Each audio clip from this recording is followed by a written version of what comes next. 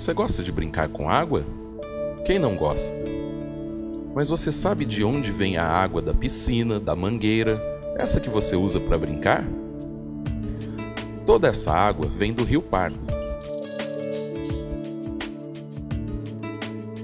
Mas você sabe o que é um rio? Um dos grandes responsáveis pela formação de um rio é o Sol. Isso mesmo, o Sol. Ele faz a água passar por um processo chamado evaporação, ou seja, ele esquenta a água e a transforma em vapor. Quando esse vapor de água quente atinge o céu, que é mais frio, ele se resfria e forma as nuvens.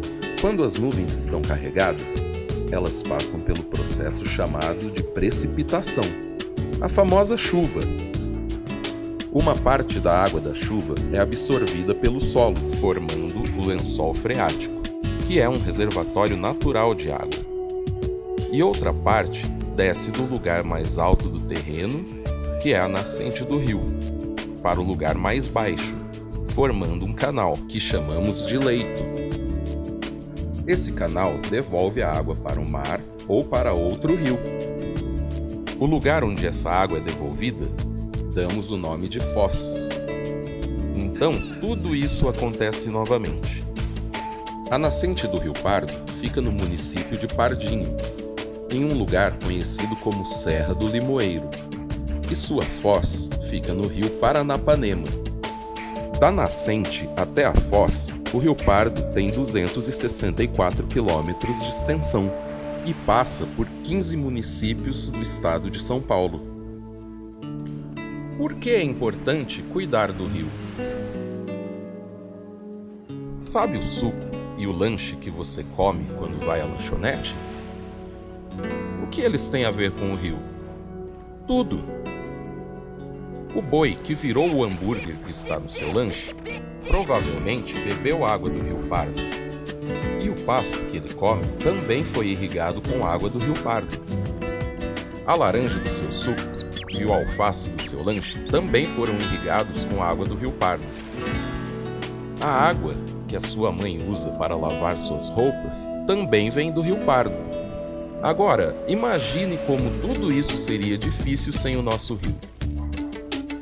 Ah, e tem também os animais e as plantas que dependem do rio para sobreviver. Se o Rio Pardo acabasse, os pássaros que vivem às suas margens seriam obrigados a ir para outros lugares, e muitos deles não sobreviveriam. E aí, quem comeria os insetos? Os insetos aumentariam muito seu número, já que não há pássaros para se alimentar deles. Então, eles poderiam atacar as plantações e até mesmo chegar à cidade, podendo trazer com eles várias doenças. Nossa cidade não tem problemas com falta de água porque ela foi formada às margens do Rio Pardo. E é dele que é retirada a água usada na maioria das casas de nossa cidade. Para abastecer uma cidade que não tem rios por perto, a água tem que vir de outros lugares, o que gera bastante dificuldade. Essas cidades são obrigadas a construir reservatórios para armazenar a água, e em muitas delas, as pessoas têm que torcer para que chova bastante, senão pode haver falta de água.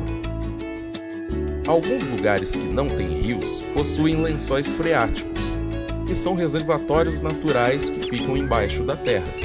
Aí é possível retirar a água deles usando poços. O problema é que nem sempre essa água é potável, boa para se beber. Parte da água dos lençóis freáticos vem dos rios. Portanto, rios poluídos podem contaminar esses reservatórios. O que acontece quando um rio morre? Alguns exemplos do que a falta de cuidado com um rio pode causar são o do Rio São Francisco, que é o rio com mais barragens para usinas hidrelétricas no Brasil. Ele vem sofrendo há anos com a erosão e o assoreamento. Já o Rio Tietê, o mais importante de São Paulo, que cruza o estado praticamente de uma ponta a outra, existem pontos onde ele já é considerado morto, devido à poluição de fábricas e cidades que despejam nele grande parte do seu lixo. No caso do São Francisco, pesquisadores afirmam que o rio será extinto devido ao desmatamento de sua mata ciliar. E mesmo com o programa do governo para mudar o seu curso através de canais artificiais de concreto, o rio não poderá ser salvo. Atualmente, o Tietê está sendo despoluído e repovoado com peixes em alguns pontos, mas a recuperação pode demorar milhares de anos para acontecer, e ainda há o risco do rio não conseguir se recuperar. O Rio Pardo também está passando por um processo de erosão e assoreamento em alguns pontos, onde não há mais mata ciliar. Existem lugares onde a profundidade, que era de 1,5 m há 10 anos atrás, hoje é de pouco mais de 10 centímetros. Mas você sabe o que é mata ciliar, erosão e assoreamento? A mata ciliar serve para proteger o rio.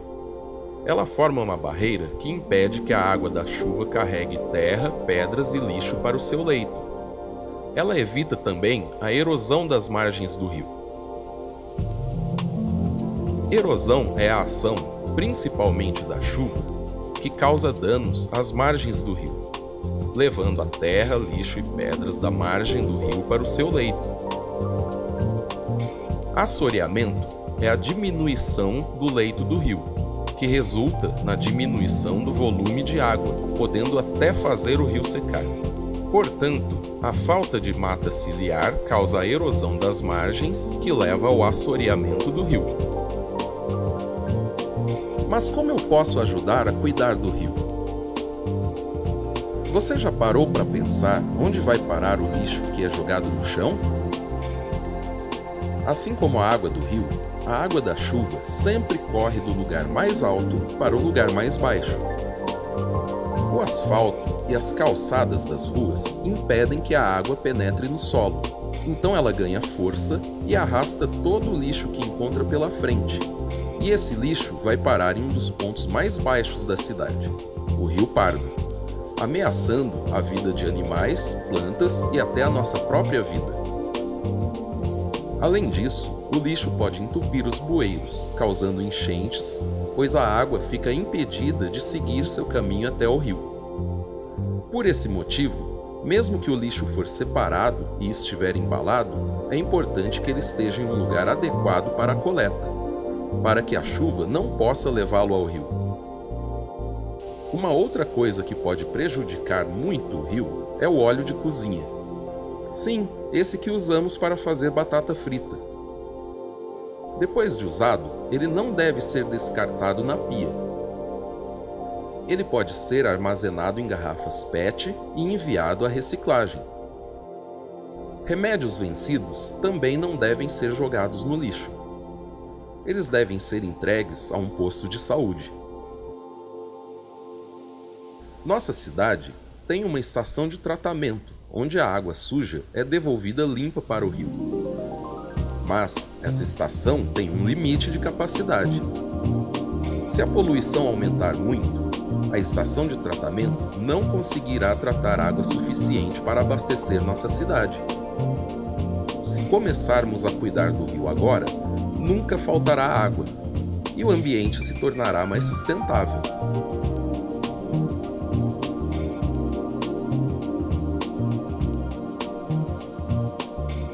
Mas você sabe o que é sustentabilidade e como ela pode ajudar o rio? Sustentabilidade é uma ideia um pouco complexa, mas, para simplificar, podemos dizer que é a capacidade do homem de aproveitar os recursos da natureza sem destruí-la.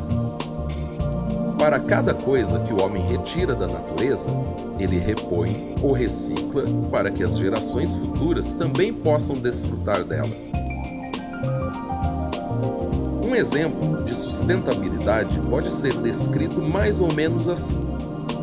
Vamos imaginar que existe uma empresa que precisa do rio para fabricar seus produtos. Mas, quando ela faz esses produtos, ela acaba sujando o rio.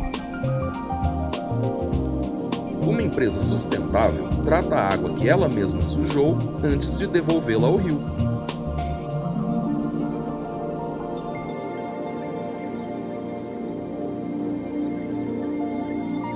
Preservar a natureza é barato e só traz benefícios para a vida do homem, animais e plantas. O planeta retribui dando a nós ar puro, alimento, diversão e água de boa qualidade. Alterar ou destruir a natureza pode custar muito caro, pois é dela que retiramos todo o nosso conforto e sustento. Se continuarmos a destruí-la, com toda certeza ela não nos devolverá coisas boas. Então, pense muito bem antes de jogar lixo no chão.